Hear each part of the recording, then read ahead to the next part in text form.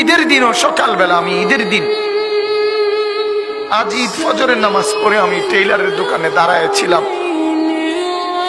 আমার পাঞ্জাবিটা তখনও সেলাই হয় নাই। আমি ঈদের নামাজে যাব কিভাবে? আমি সেই অভাবে সংসারে বড় হয়েছি। তারপরও কোনোদিন বাপ অবৈধ রোজগারের পিছনে যায় না। এক মসজিদের ইমামতি করছে 43 বছর। আব্বা এক মসজিদে নামাজ পড়াইছে, এক মসজিদ 43 বছর এক মসজিদের ইমাম ছিল।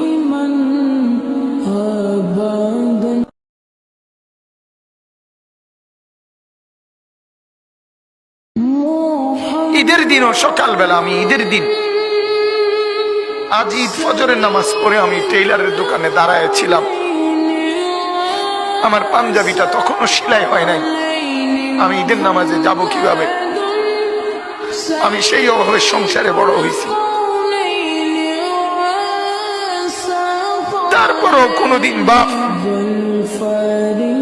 অবৈধ রোজগারের পিছনে যায় না। এক মসজিদের ইমামতি করছে 43 বছর। আব্বা এক মসজিদে নামাজ পড়াইছে, এক মসজিদ 43 বছর এক মসজিদের ইমাম ছিল।